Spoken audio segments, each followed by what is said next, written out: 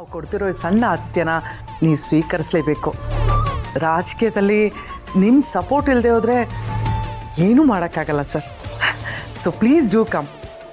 ಎಲ್ಲ ವ್ಯವಸ್ಥೆ ಇರುತ್ತೆ ಸರ್. ಬನ್ನಿ, ಆದಷ್ಟು ಬೇಗ ಬಂದುಬೇಡಿ. ಶ್ಯೂರ್. Thank you. ಮಾಮ್, ನಾಳೆ ಪಾರ್ಟಿಗೆ ಎಲ್ಲ ವ್ಯವಸ್ಥೆ ರೆಡಿ ಆಗಿದೆ. ಇನ್ವೈಟ್ ಮಾಡಿರೋರು ಎಲ್ಲರೂ ಬರ್ತಾ ಇದ್ದಾರೆ. ನನ್ನ ಕ್ಲೋಸ್ ಫ್ರೆಂಡ್ನ ಕರೆಯಕ್ಕೆ ಹೇಳಿದ್ದೆ. ಕರೆದಿದೆಯಾ ತಾನೇ?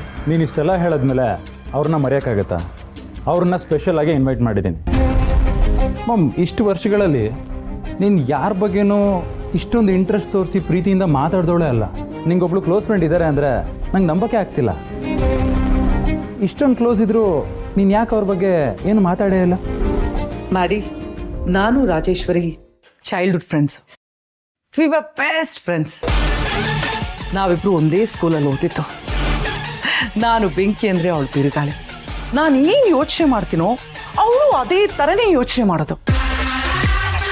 ಆದರೆ ಹೈಯರ್ ಎಜುಕೇಷನ್ಗೆ ಅಂತ ಅವಳು ಅಬ್ರಾಡ್ ಹೊರಟೋದು. ನಾವಿಬ್ರು ಎಷ್ಟೇ ದೂರ ಇದ್ರೂ ನಮ್ಮ ಸ್ನೇಹ ಮಾತ್ರ ಕಡಿಮೆ ಆಗೇ ಇಲ್ಲ. We were always in touch. ನಾಳೆ ಅವಳೇ ಬರ್ತಾಳಲ್ಲ, ನೀನು ನೋಡುವಂತೆ.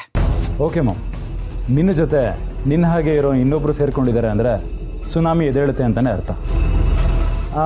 ಆದರೂ ನಂಗೊಂದು ಡೌಟ್ ಇದೆ ಮಾಮ್. ಇವಾಗ ನಾವು ಇದೇ ಪಕ್ಷದಲ್ಲಿ ಇರಬೇಕಾ ಅಥವಾ ಬೇರೆ ಪಕ್ಷಕ್ಕೆ ಹೋಗ್ಬೇಕಾ? ಇದೇ ಪಕ್ಷದಲ್ಲಿದ್ದರೆ ನಾವು ಗೆಲ್ಲೋದು ಸ್ವಲ್ಪ ಡೌಟ್ ಅನಿಸುತ್ತೆ. ಯಾಕಂದರೆ ಇದಕ್ಕಿಂತ ಮುಂಚೆ ನಿನ್ನ ತಮ್ಮ ಇದೇ ಪಕ್ಷದಲ್ಲಲ್ವ ಇದ್ದಿದ್ದು? ಮಾಡಿ, ಅನ್ಡೌಟೆಡ್ಲಿ ನಾವು ಇದೇ ಪಕ್ಷದಲ್ಲಿ ಇರಬೇಕು. ನಾವಿದ್ರಲ್ಲೇ ಗೆಲ್ಲಬೇಕು. ಯಾಕಂದರೆ ವೀರು ಏನಾದರೂ ಅಕಸ್ಮಾತ್ ಮತ್ತೆ ರಾಜಕೀಯಕ್ಕೆ ಬರ್ತೀನಿ ಅಂದರೆ ಅವನು ಆಪೋಸಿಷನ್ ಪಾರ್ಟಿಗಂತೂ ಹೋಗಕ್ಕೆ ಸಾಧ್ಯನೇ ಇಲ್ಲ. ಏನೇ ಇದ್ರೂ ಈ ಪಾರ್ಟಿಗೆ ಬರಬೇಕು.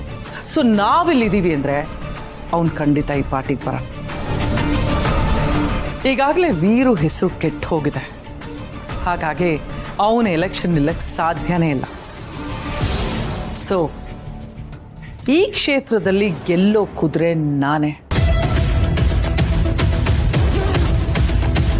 ಇನ್ನೀ ಕುದುರೆನ ಯಾರ ಕೈಯಲ್ಲಿ ಹಿಡಿಯೋಕ್ಕೂ ಆಗಲ್ಲ, ತಡೆಯೋಕ್ಕೂ ಆಗಲ್ಲ.